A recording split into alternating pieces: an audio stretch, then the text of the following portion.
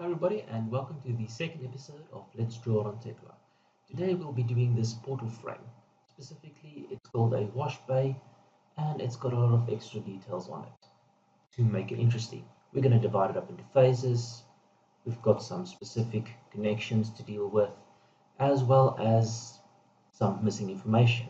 There is a link in the description below to the GS. So to start off with, we're going to be setting up the grid lines.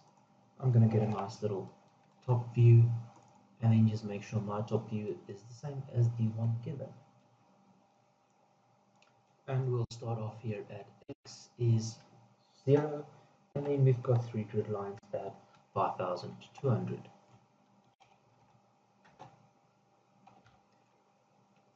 Y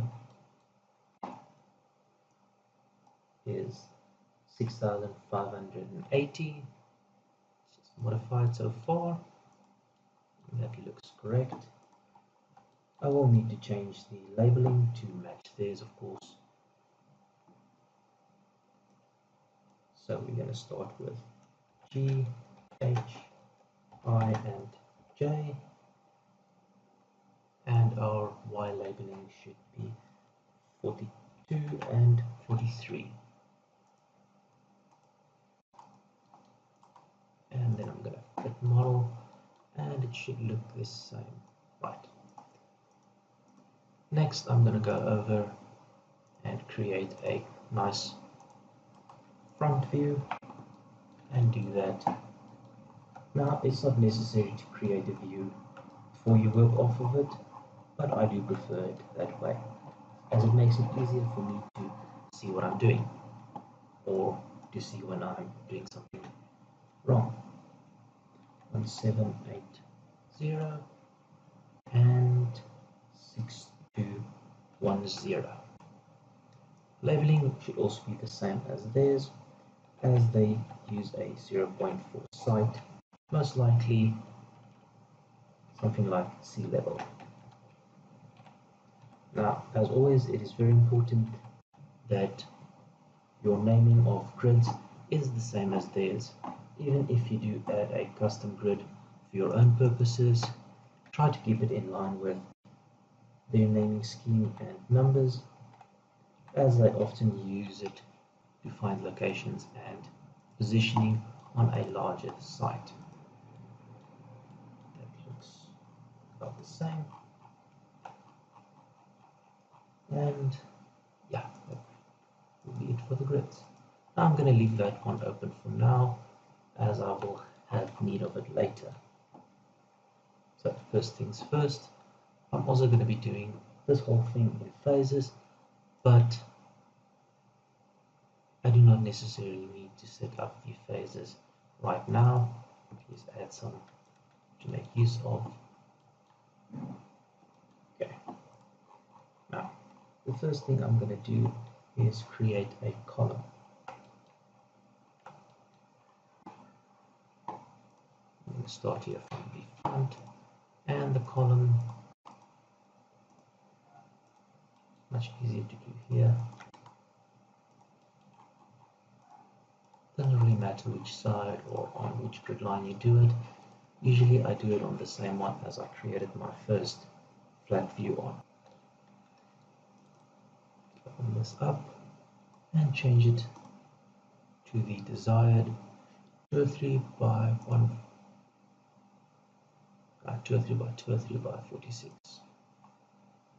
as well as changing these letters.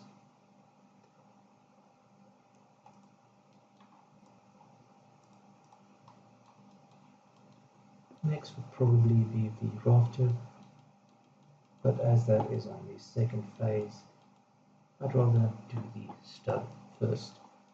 So if we go to the stub detail on page 3, detail A and section AA, you can see that the stub is from the side. Just turn those snaps on from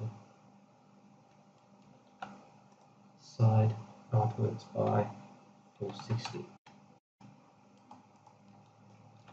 Now, even though it starts from here, since the dimension is usually given from the grid line and the connection will automatically shorten it, I do prefer putting it in from the center line. The stub beam will have the same section size as the column. Now I can either go and change it, or I can just copy it over, change this to B, M. Color I'm just going to leave as is for now. A small beam. Okay. As for the connection, I think a standard end plate will do, as it has all the needed settings.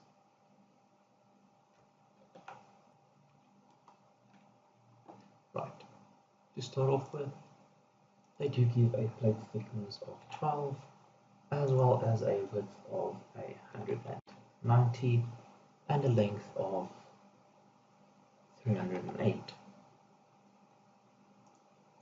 There's no need for stiffener plates. Haunch plate, they do require a small little triangular haunch plate at the bottom.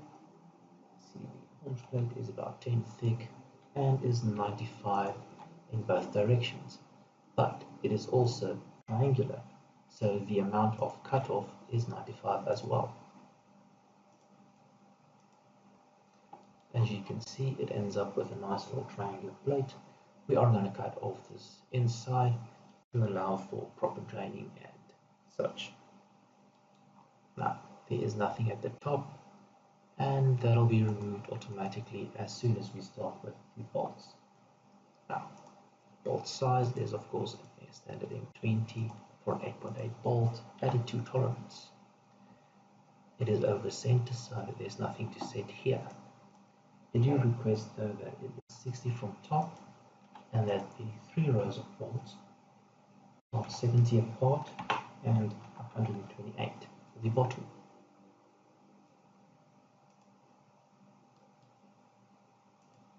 Now from top I'm going to put it at 70 as it does stick out a little bit. And it is 40 at the bottom. Now unfortunately the connection will still put it way up here, and that's mainly because I've put in the height so that the positioning is incorrect. Now if you do want to put in the height, then the distance from top would be needed to enter it there. That should be -10. So you can either add a -10 here with the size, or remove both of these and only use these. The choice is of course yours. They're asking for 120 cross centers, and I won't put in the sides as I've already specified the width of my plate.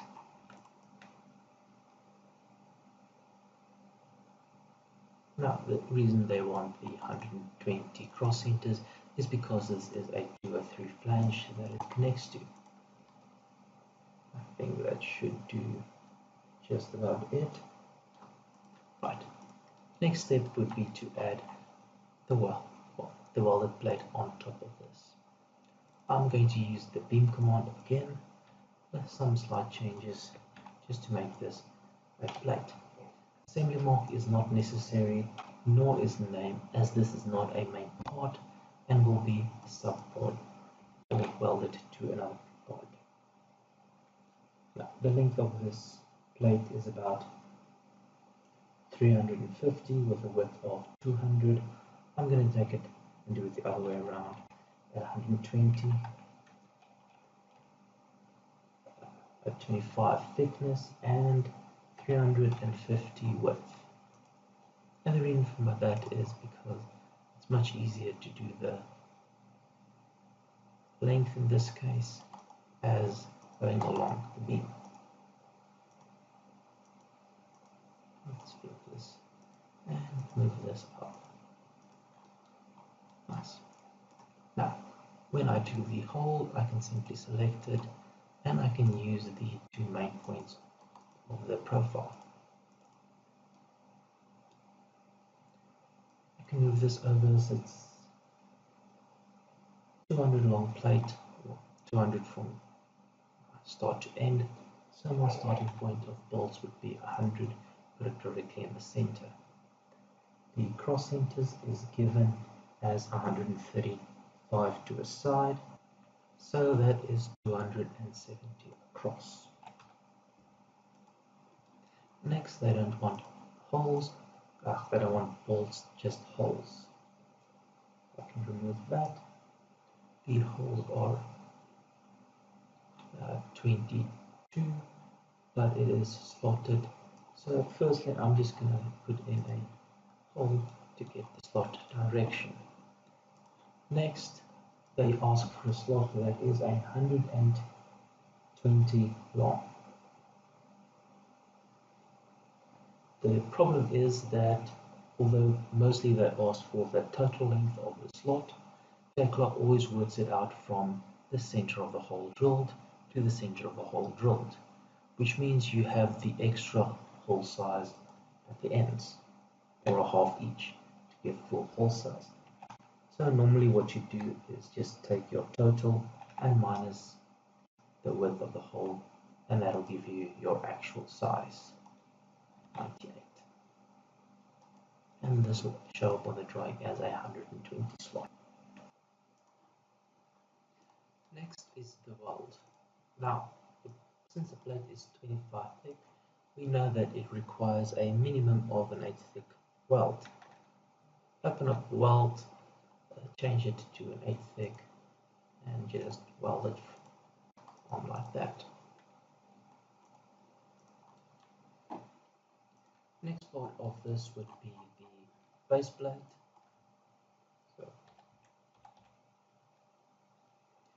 And any standard base plate.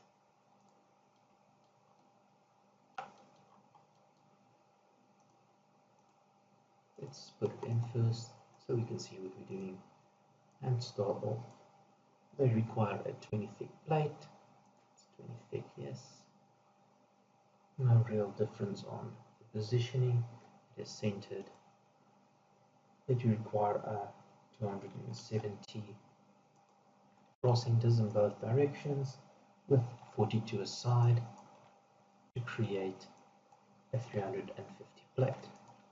I'm going to modify it, go to item selection, and just make sure that it does come out as 350. Next, they require a diameter 23 hole, so we're using a M20 with a 3 tolerance to create the desired hole size. Now they don't specify any grout, and they show that it is directly at that level. Usually we put in something like a 20 to a 30 grout, but since they're specified directly on, it most likely has already been worked out. Just confirm with your engineer about that part. It's usually better just to make sure.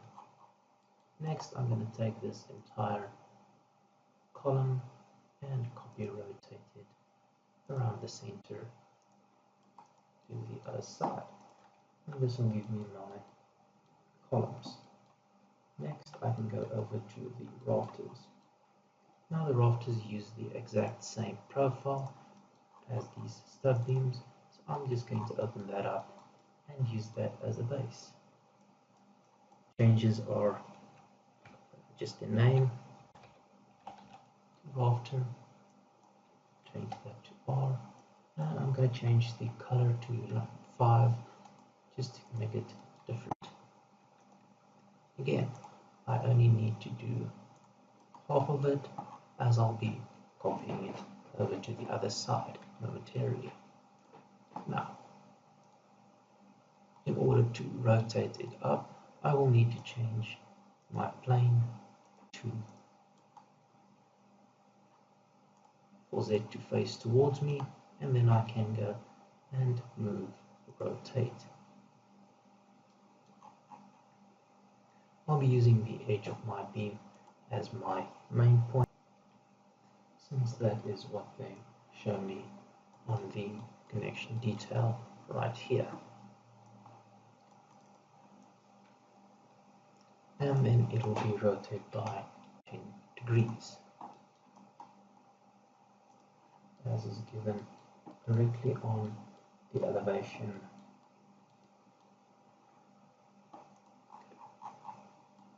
From there I'm going to copy, rotate it, but first let's move over and change axis back to the global one. I generally prefer to work with global axis as it makes setting these settings much more consistent. Let's just copy, rotate it. I'll quickly find a center and copy and rotate. After that, shortening is fairly simple. You can either just select and move it back to the center or split it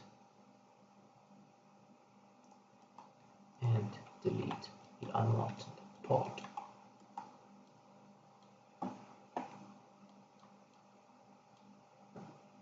Let's start with detail B, which is the rafter itself. We've got two detail Bs, probably just the same area. Just one has the rafter removed and the other one has the eaves beam removed, most likely just for clarity's sake. So down here and look up a haunch connection. Now it doesn't really matter how you do your haunch. Usually I prefer haunch 40 as it's got the most information.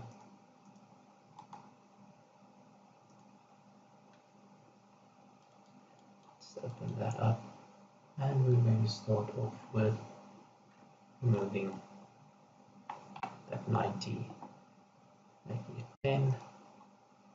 Our thickness of our plate is specified as 10, which seems a little thin, but as it is specified, most likely it has been calculated by the engineer.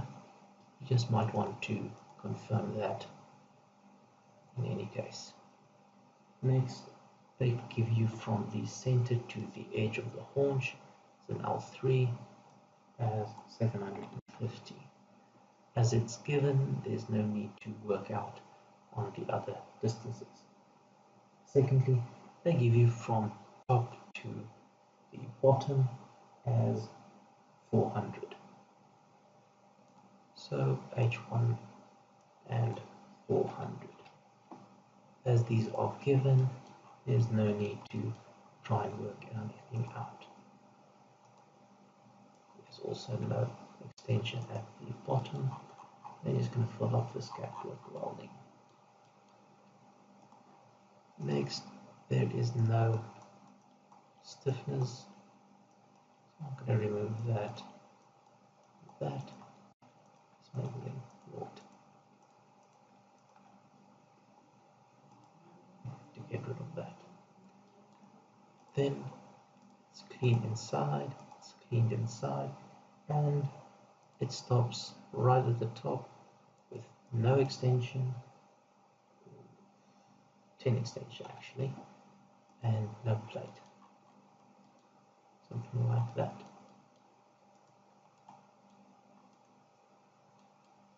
Right. Next we'll go over to the holes, which are fairly inconcise. So they give you 60 from top and a 70 distance between holes. They also give you a 150 between the top and bottom, and the bottom has 2 again at a 70 distance with a 50 from the bottom, and again 120 cross intervals. Top only has 2 holes, and if everything worked out correctly, then this should be 150. As it's 150, I know that all the other sizes are correct.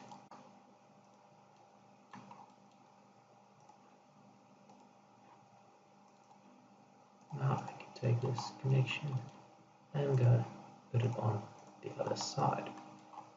Next will be the apex haunch.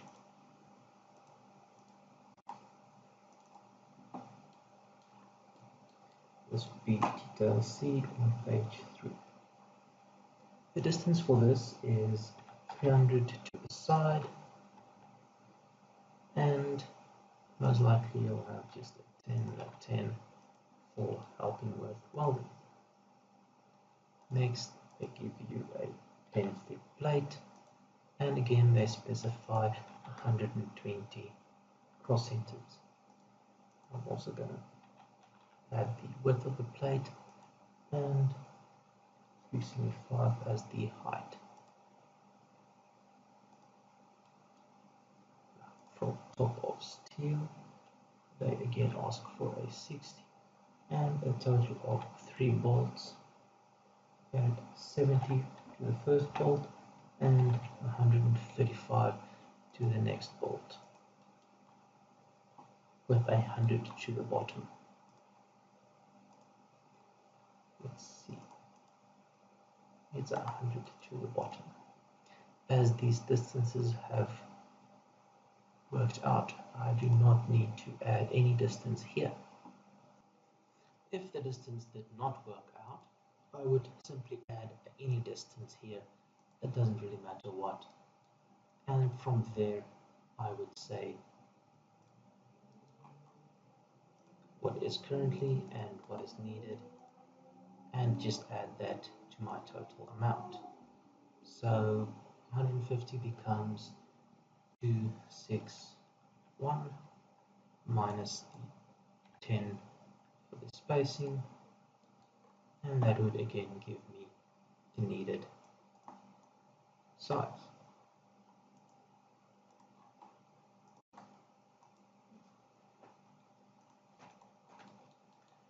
That'll be it for the rafter. Now, the rafter specifically and its connections needs to be at phase 2. So I can just go to manage, find phases and modify them to be phase 2.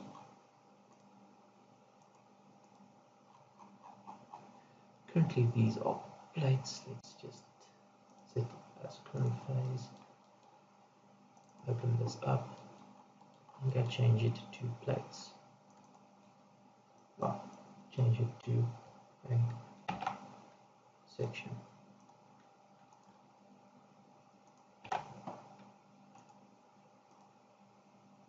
Nice. This is it should be. Let's go back to the 3D view and redraw view.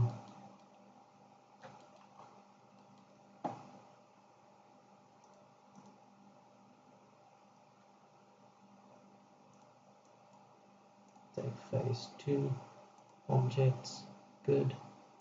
Phase 1 objects, good. Looking at my main drawing, the rest of phase 1 is the eaves beams as well as the knees. So let's set this back at phase 1 and quickly do the rest of the stuff. Now, for the eaves, I do need to have all my columns, so I'm going to set this over to assembly so I can easily select those and copy them over.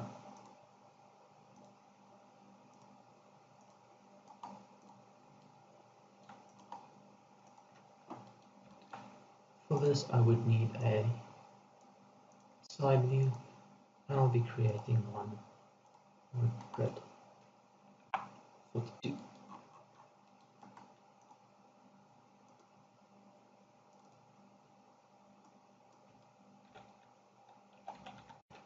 CPU spin. We go to the side view, which is on page 5. You can see that this is a 125 by 23 kilogram eaves beam. and I'm going to make this, let's say 4.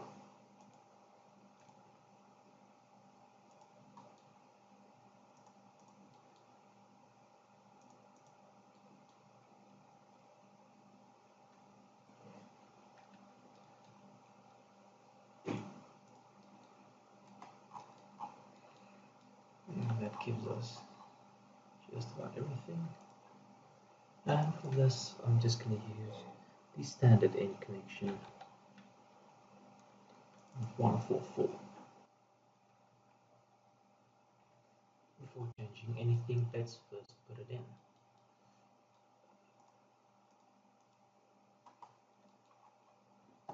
Have a look at what we've got.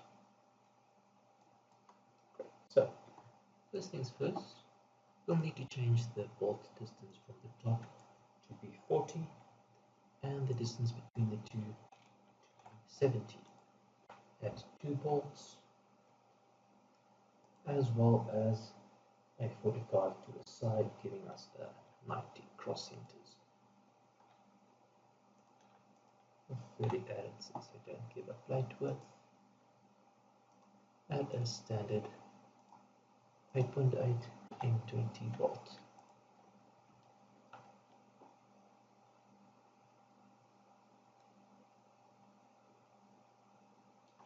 Let's go to plates and make sure this is 10, yes, with our standard 2 clearance.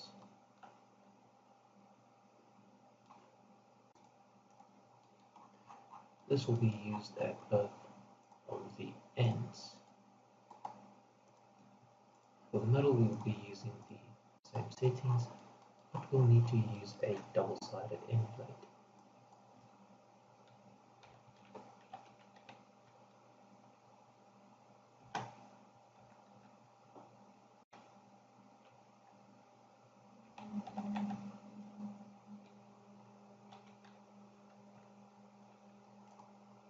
Two-sided,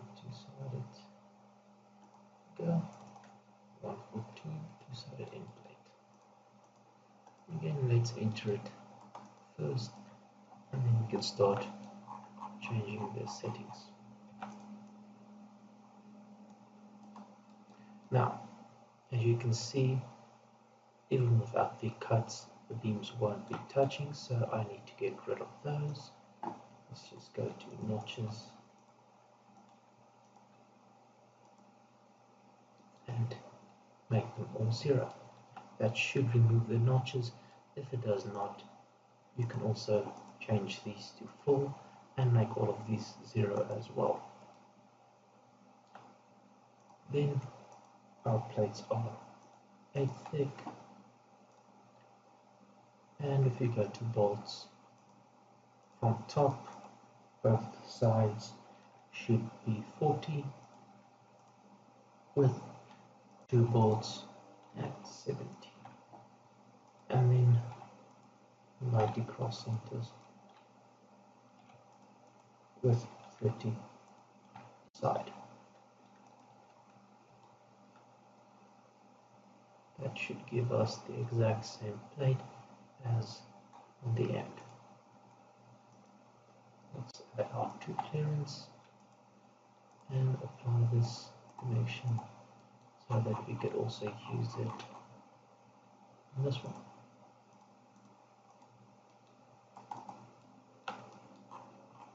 And just check it to make sure that they are correct.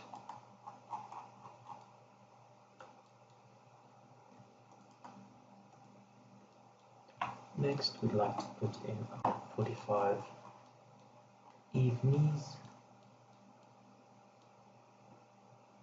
or knee brace that's connected to the eaves. They're in every bay, and they're at a 45-degree angle as we get from our 2 distances, and we're doing it from center.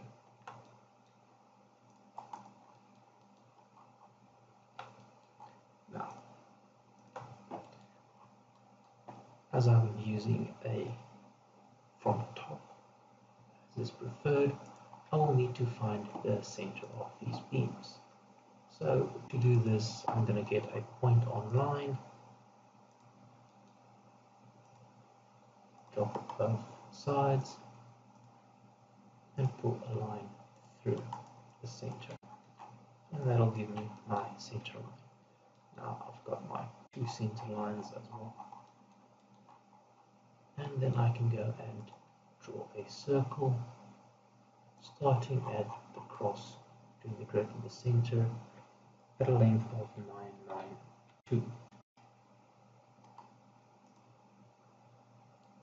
And this will basically give me my 45-degree angle. Doing this, I do not have to set my axis for set to point towards me and rotate the item I put in. I can leave everything as is. I'm going to open up the knee brace or the eaves beam and just change my depth to middle. Change the name to knee brace.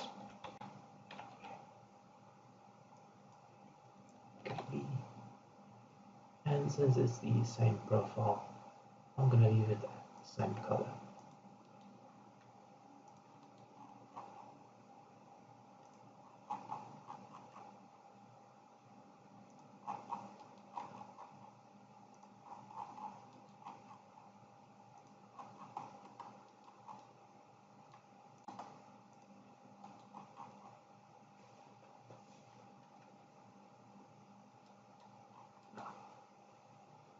Again, middle, as always, is going to be using a two-sided end plate, and then the top and the two on the side base will be using a standard plate with some slight modifications. Now, normally something like this best done over the center, but since we do have a small problem of the inside corner here, much more evident on the 3D, we need to get fastening equipment in there. So draw a straight line and a straight line. Now this one will need to be able to go down about 75, which means that this bolt would be a minimum at that position. From its current, needs to be at least there, which is another 12 millimeters. So we're going to move it to 12 here.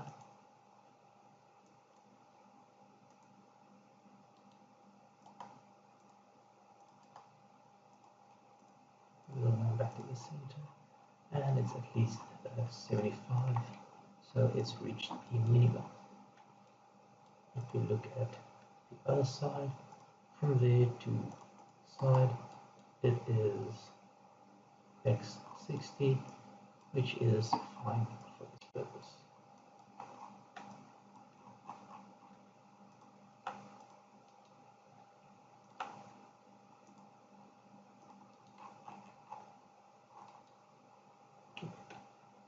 We also might want to change it to be a full plate.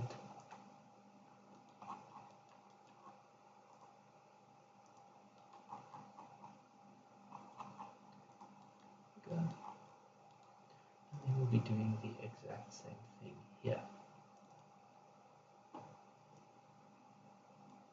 where we change it from top to middle, top to middle. In this case, let's just leave it at top and change it to 60.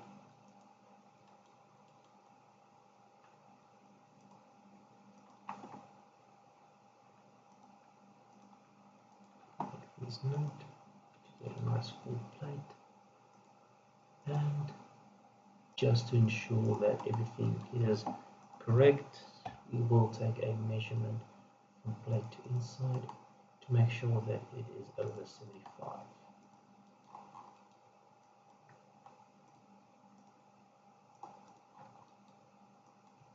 These two items can then be copied over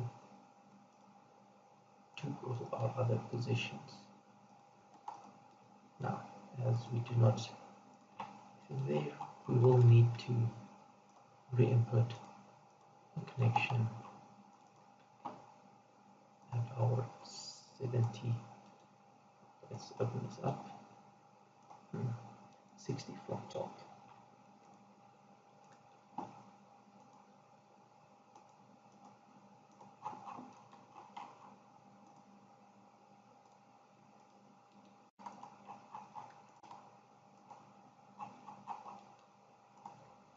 Once that is done, all the items on the side, as that, just highlight them and copy them over to the other side.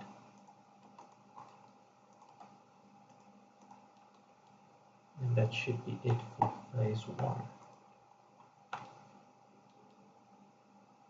Next, let's see the rafters as well as the rafter connections and the roof bracings of phase 2. I'm going to leave the roof bracings for last. I'd like to see my rafter purlins in place before I do the roof bracings. So first, let's go over to phases and move over to phase 3.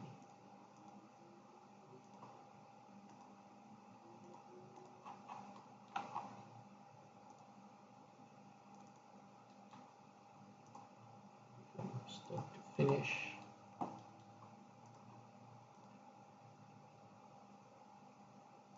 If we load up a purlin, the material grade changes to CQ. Let's just change this back to the standard S355JR. It does give us a 10 from the grid line. Assembly markers P with an M.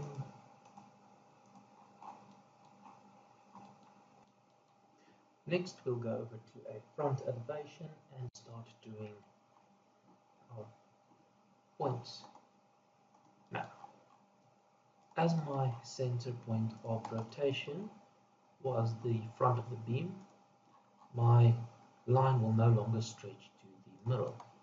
I'm just going to draw a line and then extend that middle bit manually. Go. Make sure that it is from center to center. That part is really not necessary, as drawing a line would suffice. Next, I'm just going to take points on line divided by 1 to get the center of this rafter. And this will give us our middle purlin.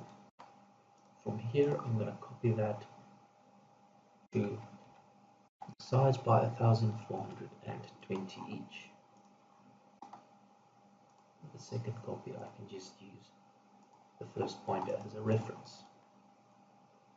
Now, this will give us not a exact amount of 250 or 240 for the top, but will be less than 0.5 of a millimeter out, and will be rounded down to the correct amount when doing the drawings. The reason for this is simply because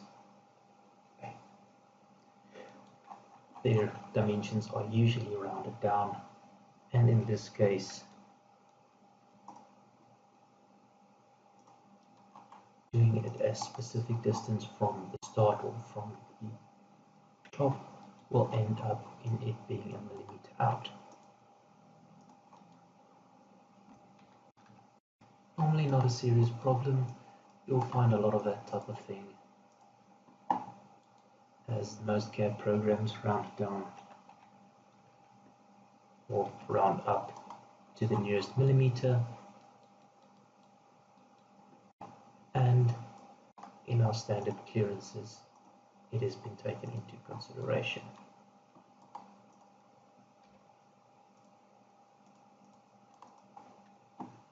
Okay, now that I've got all the points for my purlin, I'm going to move this one up just to there and then copy it to this one. Okay. Next, the side is not a purlin but a girth, so I'm just going to change this to GU and name to girth. Color I can leave exactly as is, and now we start playing with the orientation. This orientation would work, I just need to turn it around. So I'm going to use swap handles, have it face the other way, and I'm going to do the exact same thing for my purlin, changing the rotation to match my rafter. Rotation change can either be done by adding a 10-degree here, but rafters aren't always on a set degree as in this case. So the preferred method of doing this usually is to just set it according to the rafter. And this will be done using work plane, add the work plane onto the rafter, and then just make sure that is not. Do remember, once you've changed it, to change it back afterwards, otherwise you will have, well, a variety of problems.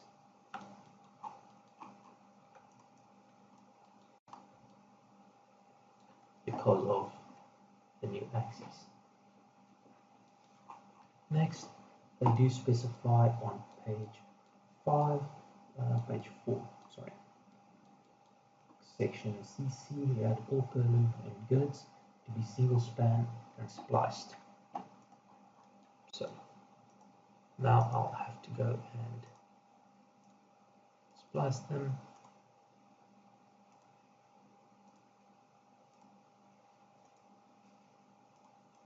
First we split them apart to have our individual sides.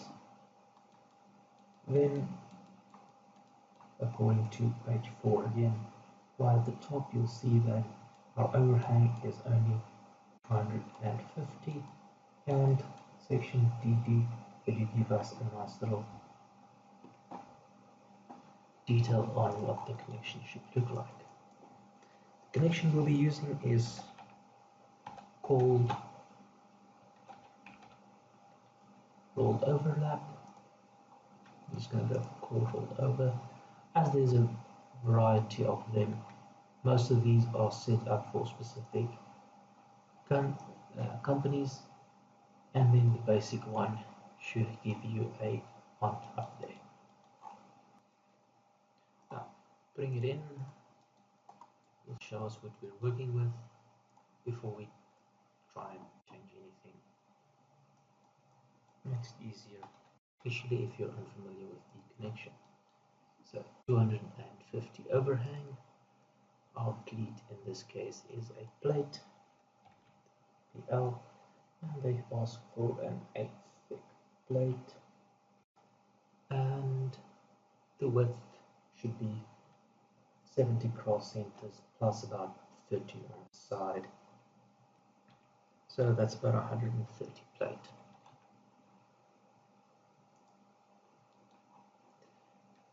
Next, we want to make sure that we are using an M16, and from the bottom we've got 75 up, 70 cross centers, which means it doesn't work. Let's just check.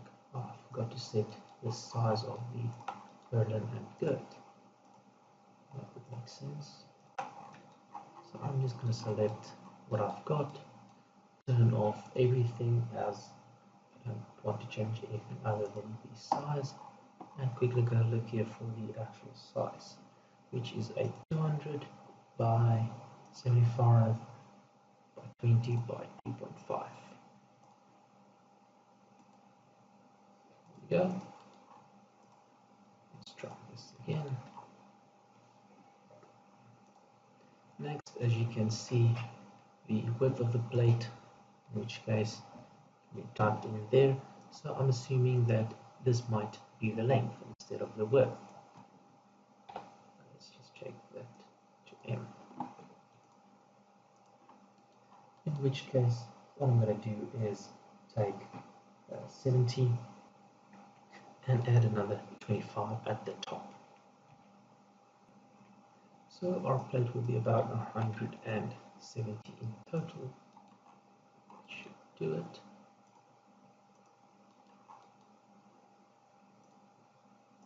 Probably be easier if I'm using the side that I've got a view on, so that I can check my distances on the direct view.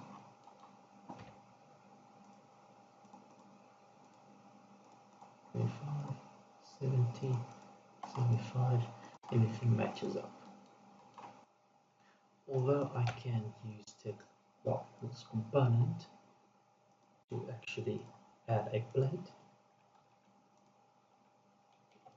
unfortunately I cannot shape it, as the shaped one is only for the angle line. In which case it doesn't really matter if I put it in with this or as a separate item. Let's just turn this off, as I'll be needing to change or edit it in any way. Next, we need a splice plate for the center ones.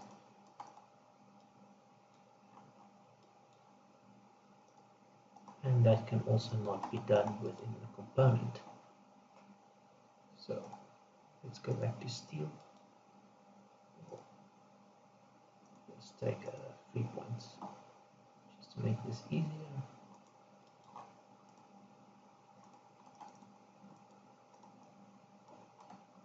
And I'm going to use a linear 20 up,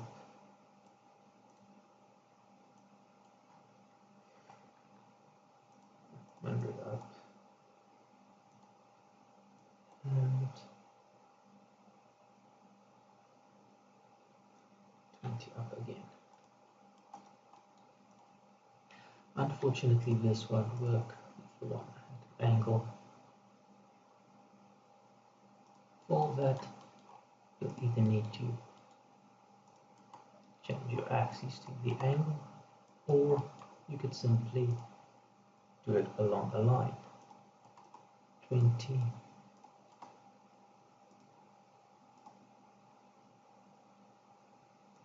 100, and as long as there's no snap nearby, Tekla can run at certain intervals and distances.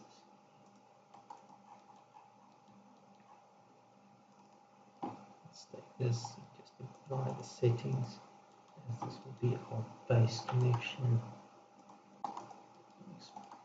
Explode that. Then we go to steel. I'm going to add a contour plate at 8 thick. Let's make that lowercase.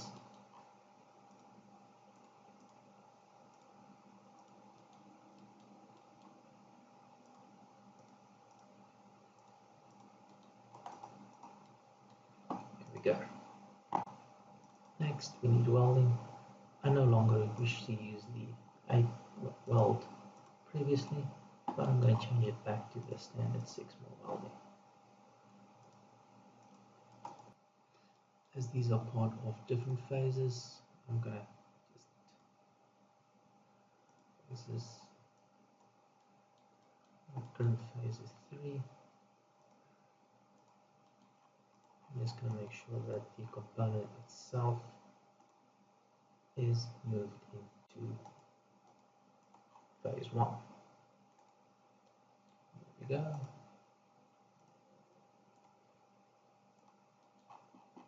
And this one should go over to phase 2.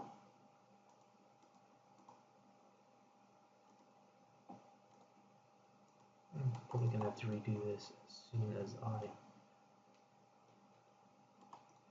do the middle ones. It's not really important.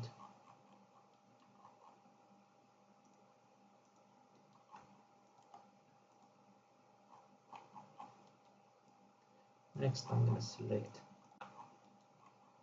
the plates as well as the cuts and mirror them over the other side. Now, it might be easy to put the component in and just copy over, but in this case, mirroring is easier since it also keeps the phases as I've set them. Next, as you can see, this is one group of bolts, so unfortunately I cannot use it for the center ones as I need to split my bolt groups. Again, I'm just going to explode this and quickly make sure my phases is correct on the parts. Modify and modify.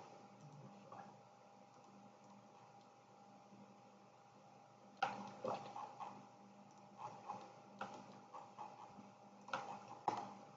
I'm going to take the plates over. I don't have to redraw them. Okay.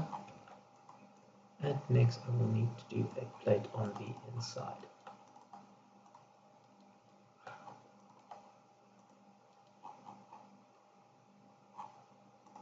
So from here I'm going to create a view on the back of this purlin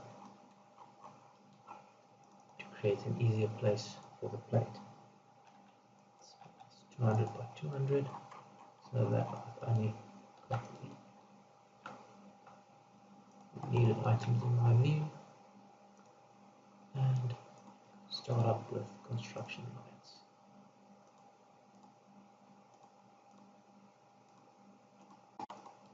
Create a cross for the plate. Next, from there to the side is about 2.2 of the height of the purlin.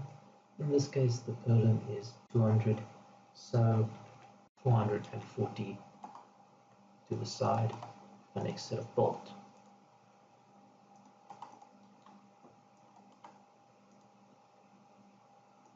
Let's go to steel, beam.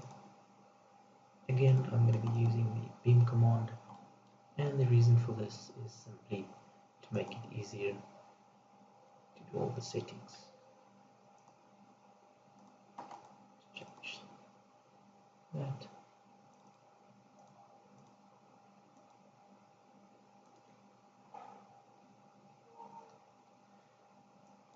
No longer want that. This plate is 1, and this is going to be a splice plate. So SP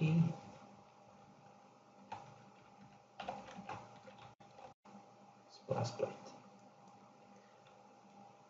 The plate is PL, and then we're going to do the thickness, which is 6 by 120 width, as they've specified.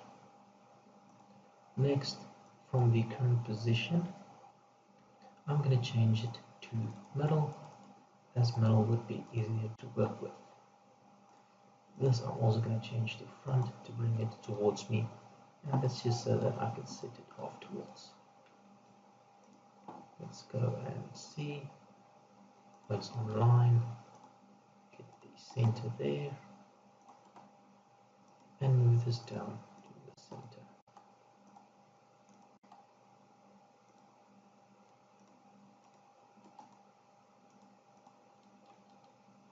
Now, As you've noticed, no doubt, it only goes up to the lines, and I would like it to be 30 over according to them, but instead of making it longer by points, I'm going to make it longer by the nodes offsets, and this makes it easier just to put it in, as I do not have to drag my points out by certain distances.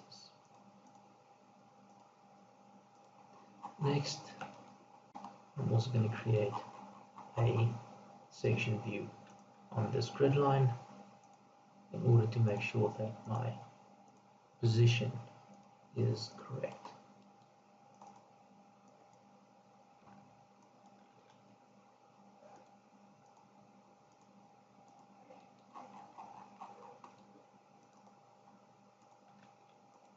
Here, change the origin back and move this up against the expand that.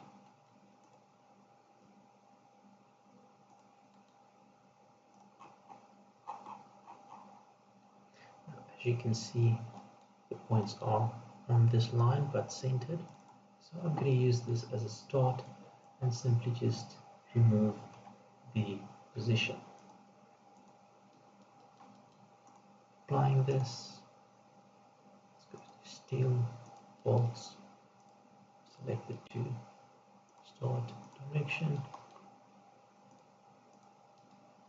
start direction. Good. I'll also need to change these bolts so that they connect to the plate as well as purlin and the cleat.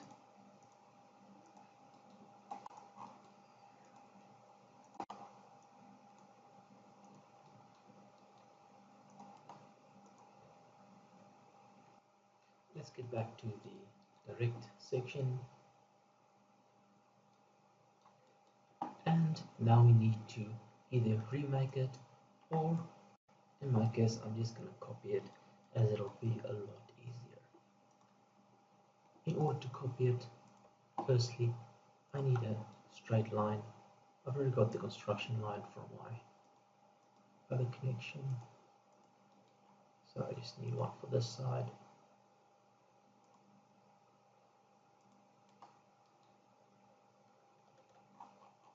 And that gives me a point of rotation.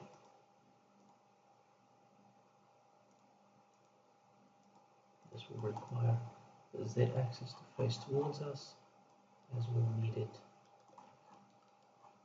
You just select the items in question, copy, rotate by the suitable amount. Suitable amount in this case, you can just take a quick measurement of 80 degrees. Do not expand. Now, it's not in the perfect position, but that doesn't really matter, as we can just move it into position afterwards.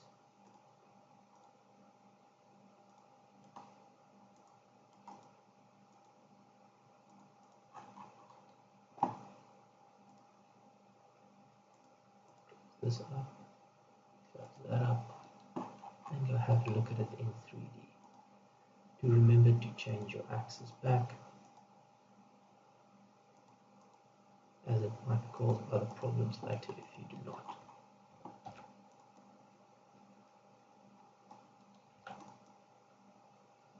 Okay.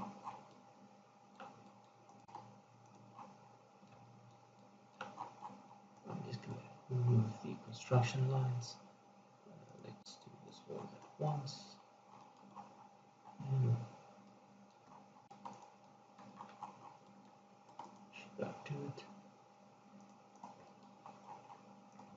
Next, I need to select only the 3 items in question, as well as the 2 cuts, and copy them over to this one.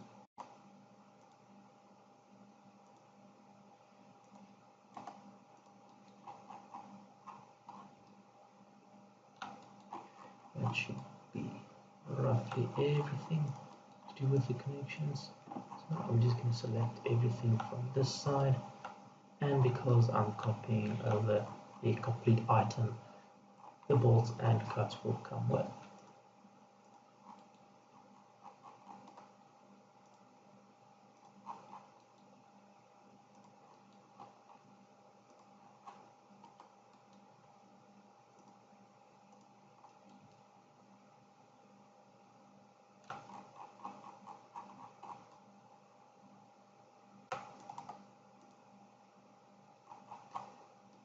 Let's do the same for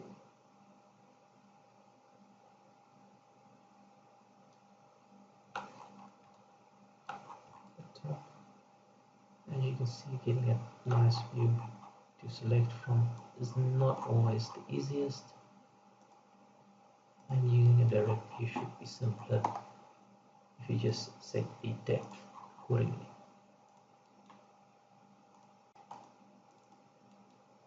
So something like this. It's easy to go and select all the necessary items to mirror over to the other side.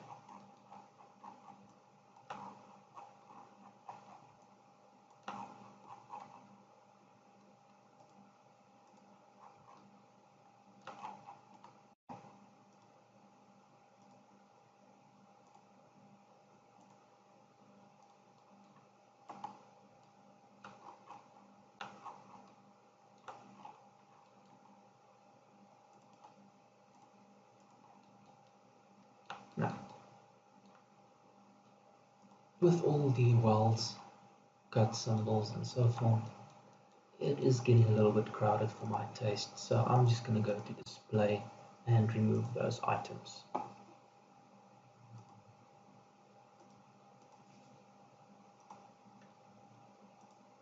As well.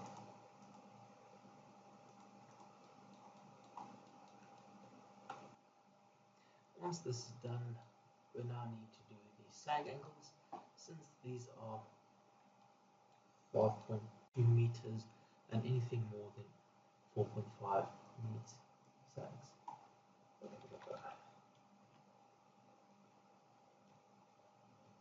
Sag angle. And these are the ones we'll be using.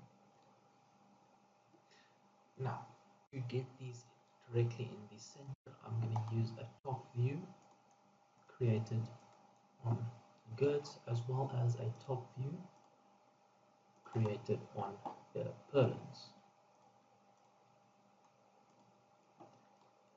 When you do a view on an item, the grids will, or the direct view will end up being in the center of said item.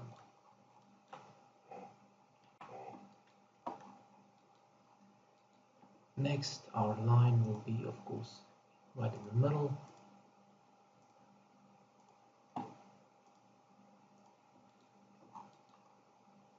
And I can use that as my point. Okay.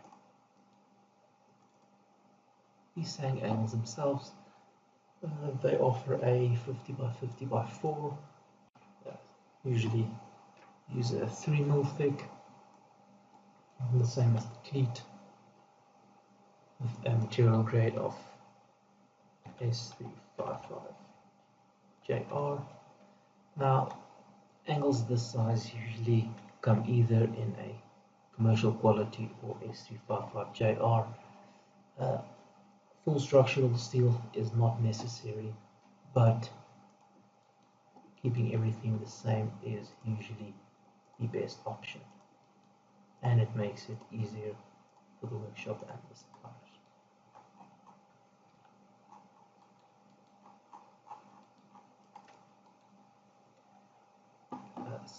Do change it to select objects in components, otherwise the components will not work.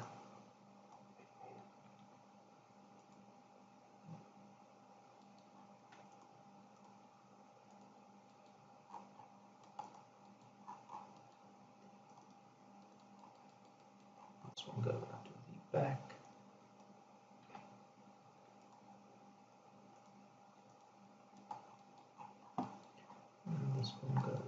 inside.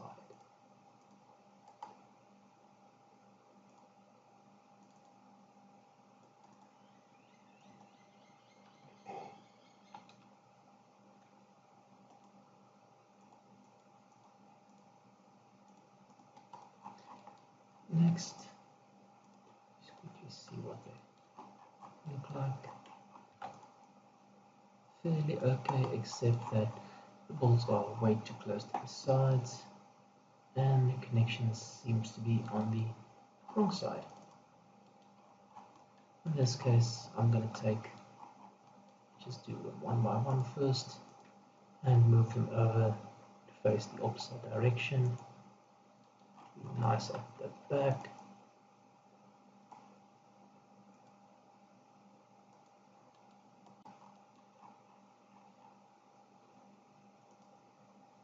Let's see, each distance needs to be about 25, and I think the rest can stay as is. Copy that, bring that over to the thickness.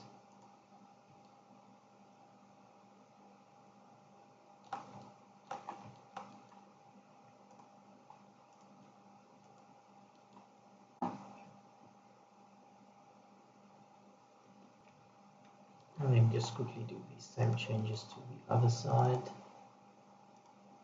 Let's change this to Y plus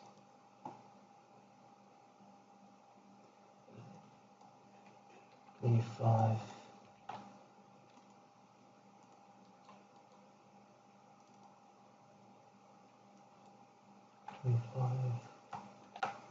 Steel Y plus. Next, I'm going to take all of these components and explode them. I do not like what they've done. Please, move everything and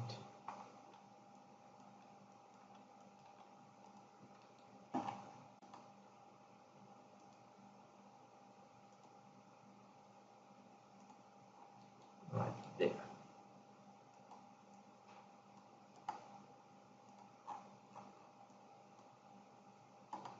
All the bolts need to go centered, and of course everything has to be in line with the sides.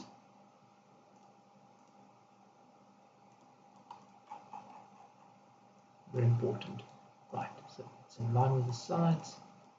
From there it's 25, 29 to the back, which gives us 21 to there, and that's the back mark,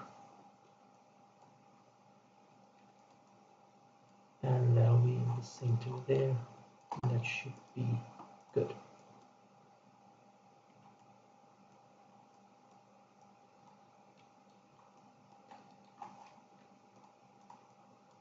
Then let's take everything again and change the part marks as well as the assembly marks and profiles in case I missed anything. Okay, we'll add those two again. Let's make these 13 to give them that nice bright color.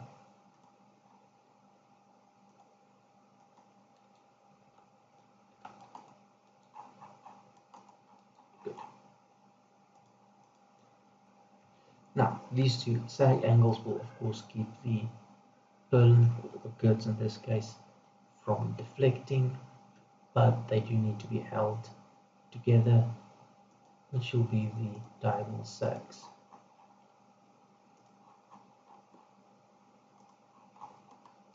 The diagonal sags will hold to the sides. Let's change that. Now, the diagonal sags is done much the same as those. Let's quickly look at the edge distance. 25.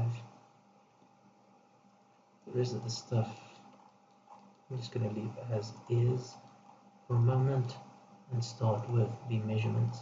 Now, measurement given here is of course from the center to about center. So 150 should be good. Next, I'm going to take it from anywhere center to around about the side. It's going to give me 2.5, so about 2.450. Doesn't have to be exact. I just need about 20-25 clearance between these items.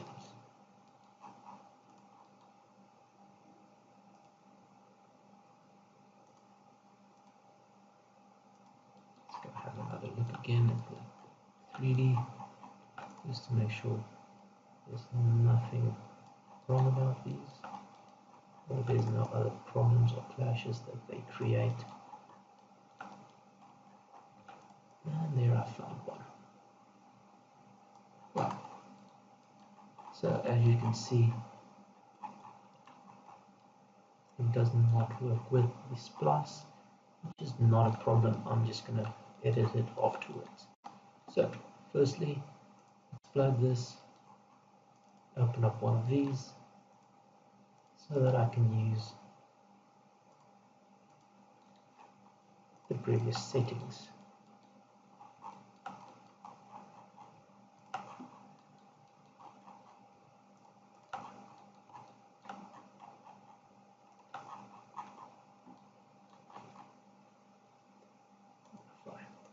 Good. Then next, let's go back here. I can get rid of lines, and I'm going to change this over to assembly and make sure it's on all three. Now, I do this before I start changing or fixing this part, as I'd like the two ends to be the same. Change this back, and I'm just going to take all three of these items,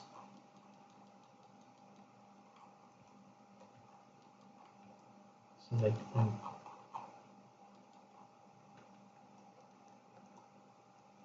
holding Alt, I can only select the nodes area, and then I'm going to move them from there 6 down, so that they no longer sit inside my splice plates. Next, of course, these splice plates will have to be added to the bolt group. So take everything one by one and change the bolt parts to include everything, all three items.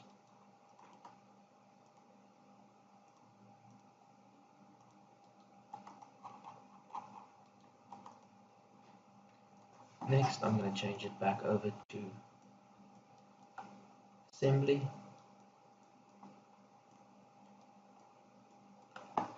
and from there I can close this, go back to 3D, and mirror it over to the other side.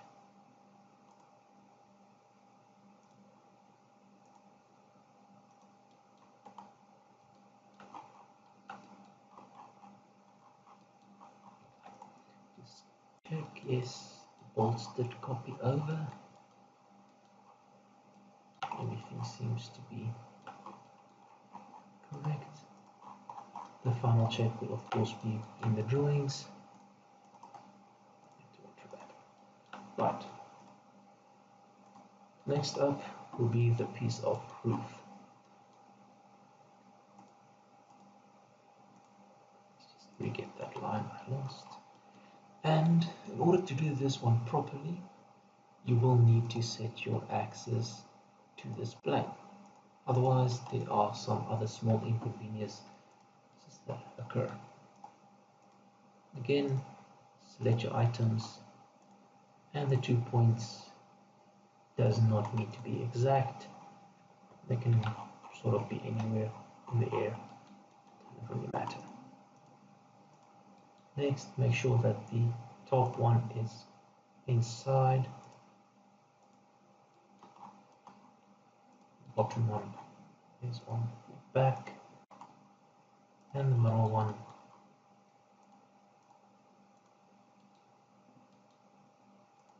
needs to be selected inside to outside or outside to inside. In this case, as you can see, due to various reasons, it doesn't work. So firstly, take those two and explode it.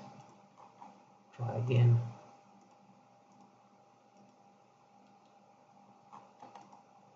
Doesn't work. Doesn't matter. Let's see. The distances. I forgot to apply them, so I just need to quickly set those again.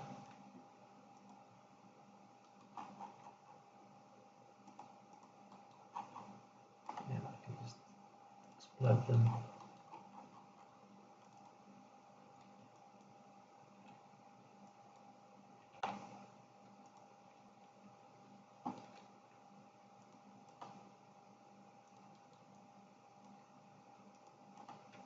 Explode that.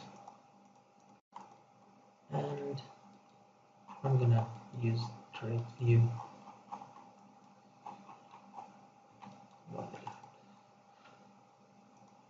We just put the line down again, make sure this stuff is completely centered.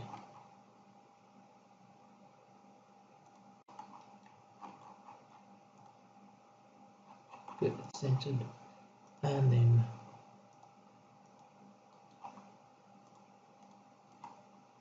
direct view. Firstly, I'm going to make sure that all my bolts run through on the same line. As soon as I'm sure that's the case, I'm just going to reduce this down.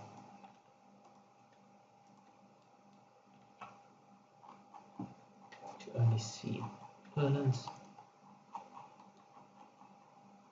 And everything seems to be okay, except for the fact that there's nothing in the center. Now, let's just delete and undo as my natural settings removes the cuts. Then copy your side there and that one.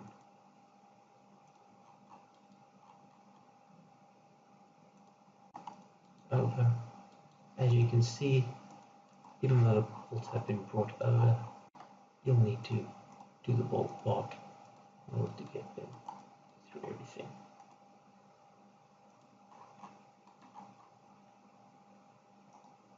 Let's go edit, point at any position, and I'm just going to stick a point over there before deleting that cut. Let fit part end and just re-enter the cut. Let's go over to assembly. Yes, the welds are done properly, and there doesn't seem to be any other problems. We'll of course need to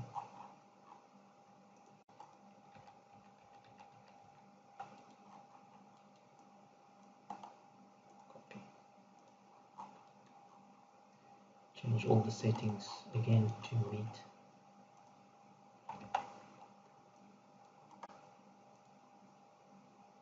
the same standard as the other one, with section size, name, material, and so forth.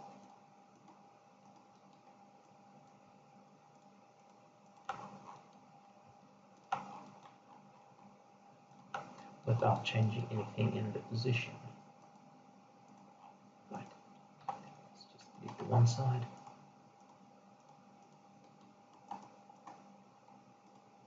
And that should be that.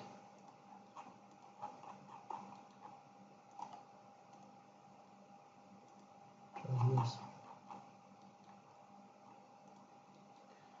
Next, again, we'll need to do the diagonal one.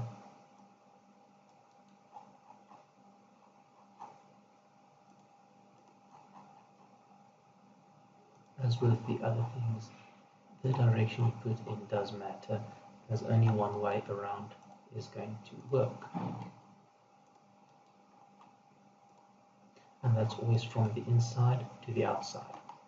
Now, if you do require it the other way around, you still need to put it in from the inside to the outside. You simply swap over these distances to get it the other way around.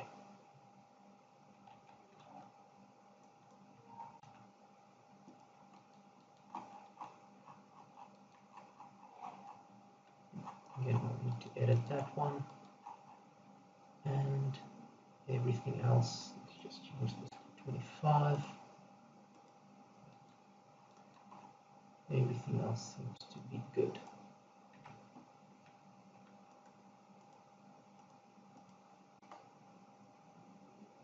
Explode. I'm just going to open up this again. Take those.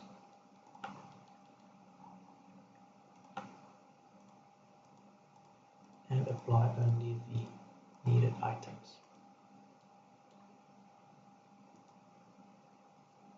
Profile is not one.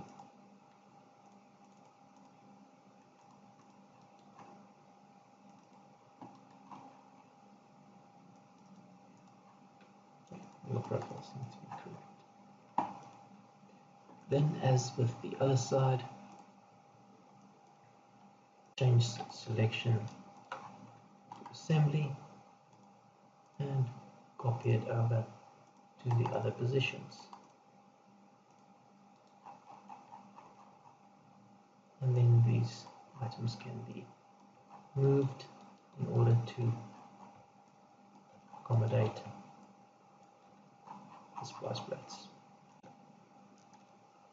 Alt with area selection again and 6 back.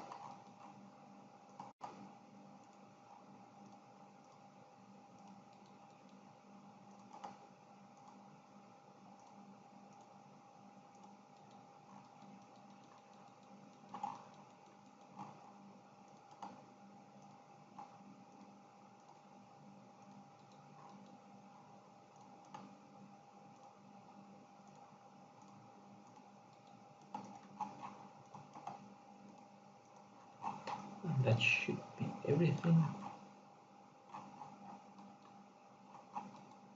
Just quickly get rid of all the extra dots.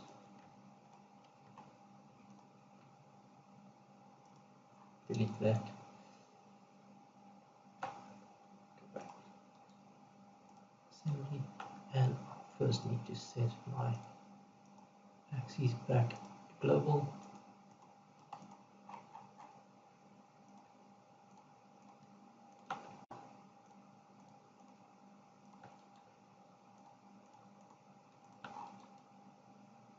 And then copy them over to the other side.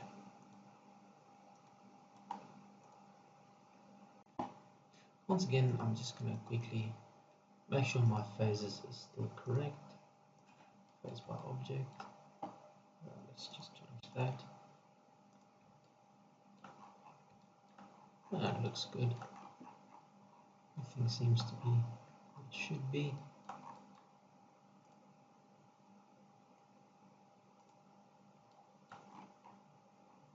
Before setting it onto phase 2. That's correct. And that's I can do the roof bracings. For the roof bracings, I'm going to be working off of the top of the rafter.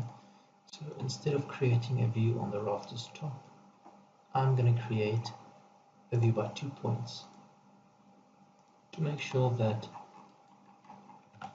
my flat area is exactly on the top of my rafter.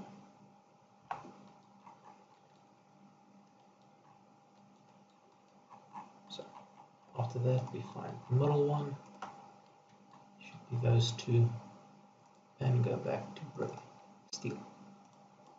Now, the standard. Doesn't really matter which one.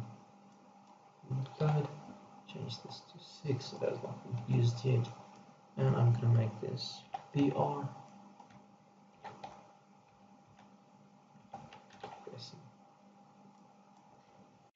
Profile used is an 80 angle line on 100 by 100 by 8 angle line.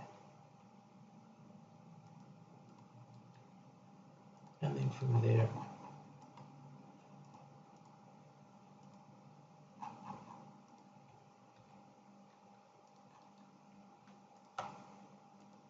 should not have modified.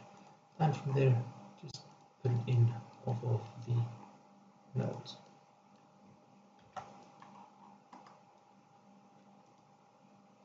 Let's set our work plane to the flat.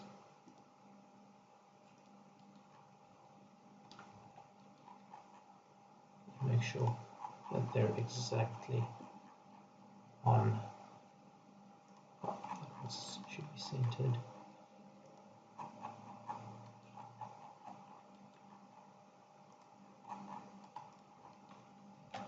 Now, since I used the top of the rafter as my top, I'm going to change my depth of view for up to be 0.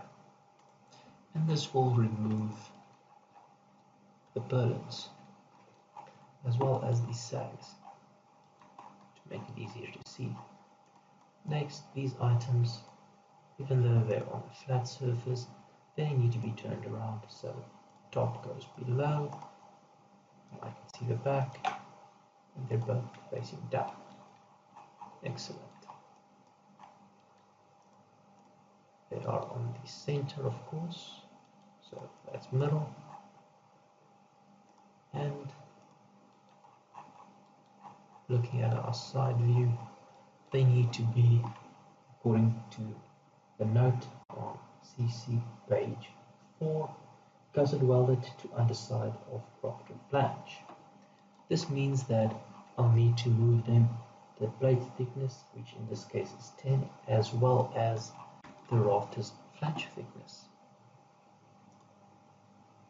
which I'm going to be measuring. It's 11.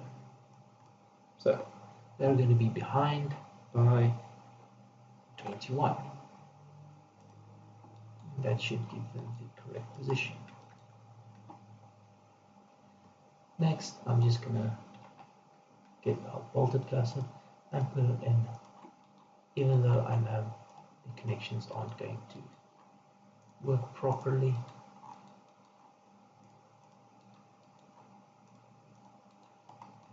And that's simply to show you what it does here at the top and at the bottom. So, in order to fix that, they will need to be moved further down by usually about 150 to 250. It can be more depending on the size of the items, to look about like that. And the same with the bottom. It needs to be moved up by about 150 plus half of the column. And again, it's more an estimation than an exact value. You just need to get it out of this connection and out of that connection. Only once they are correctly moved out can you split the center for that connection. For a beginning, I'm not going to do that. I'll first focus on fixing up the connection. Now they want it to be 60 in from the edge. So let's open up the connection again. Go to the side, get rid of that. And start off with 20 bolts in the centered. I'm going to use the 30, 40, 70, 40. Now, a size like a 100 angle line can either have 2 or 3 bolts per side. The difference in strength on this particular connection between having 3 and 2 per side is about 5 kilonewton, so it's usually not worth having that extra bolt at this thickness of angle line. Okay, so this 10, and everything else, I'm going to remove that. Right. Next, I want my clearance from there to be up to the edge, which is 98. Gets us nicely outside. And then I would like my plate to be 60 in. Now, 60 in, just remove that from the, which gives us about 37.5.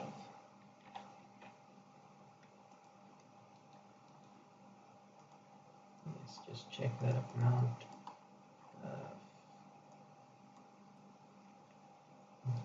That's 7. And check it again. There we go, 60. And this will be the same on all of them.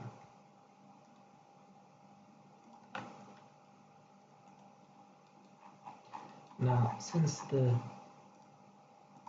bracing itself is below the rafter, the clearance does not have to be as specific, as currently what needs to clear is the bolts on the side. Now, if you run the clash check, you will see that the bolts clashes with the purlins. That is not a problem either. They will be installing the bracings before they install the purlins, so when doing the assembly, that is not going to make a difference. Great. Next, from there, we're going to just change this over to part, and we're going to use a cut line to get rid of these corners.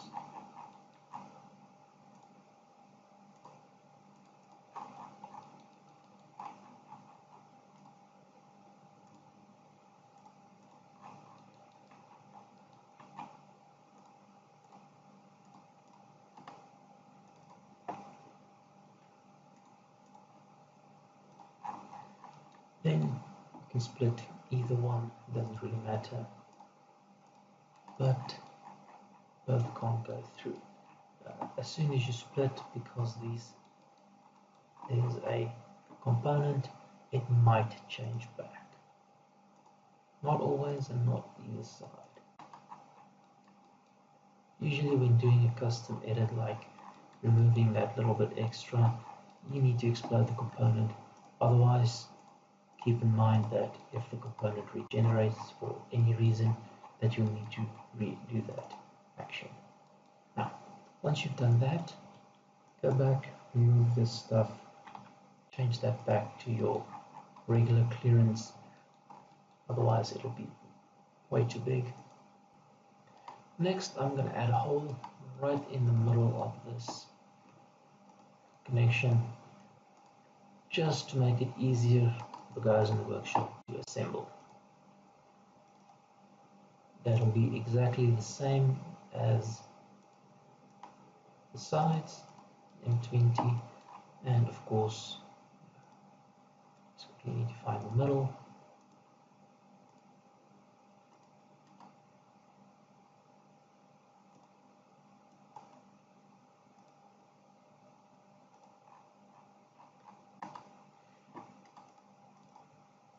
Forgot about that one. Just quickly up it by 10, so I can actually see the point I've put in, and take it at those two items. Great. And that'll ensure that when they do fabricate this, they can use these two holes to align the two parts, and get it exactly at the correct position. Next, because I've changed these, I can either need to explode them before I copy them over, otherwise I'm going to have to redo them on the other side.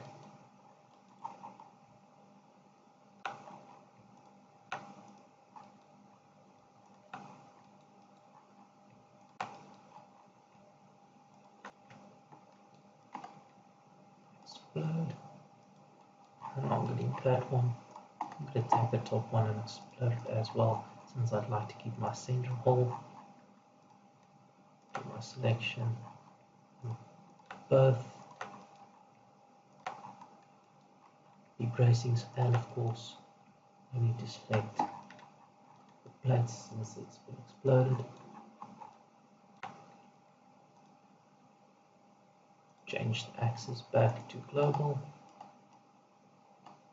and then mirror them over.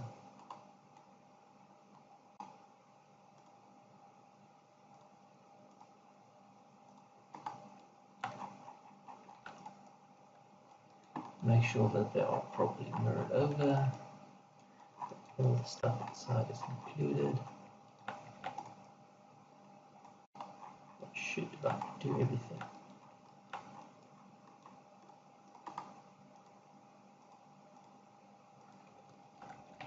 Okay, now all that's left is drawings and checking.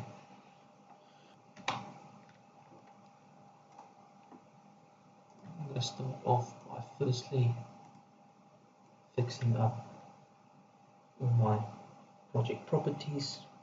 ISP-3675, the project name would be German truck depot.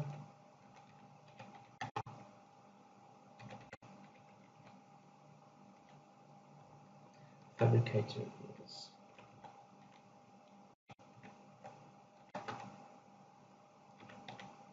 left, third lift engineering. The description is building D, which is the wash bay, and the site is of course corner of Oak and Hazel.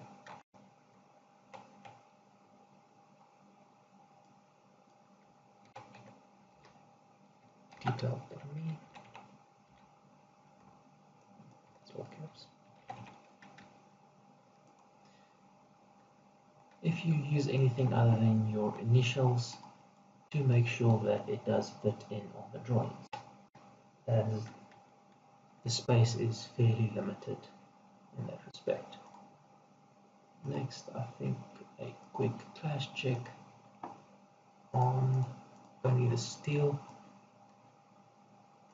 should be run, just to see if there is anything. No, there's nothing on the steel. Clashes on the bolts I am fully aware of. There should be quite a couple of those.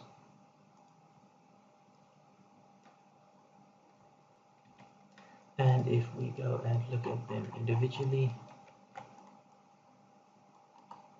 yes, those are the expected ones.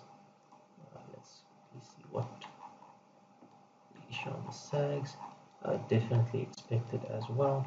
Let it be the distance between the bolts and this, which is not a problem.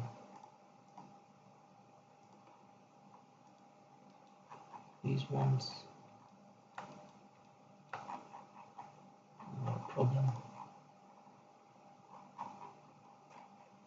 Let's see.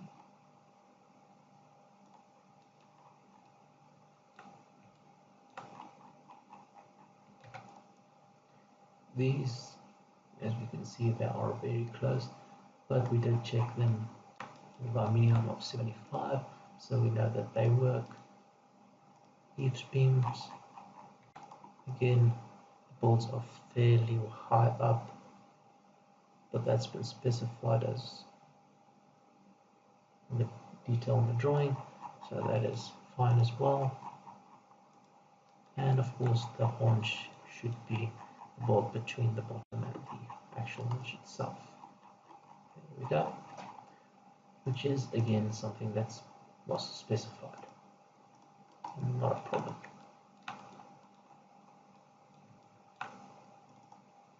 Let's quickly change the angle of this and get rid of all the extra stuff again.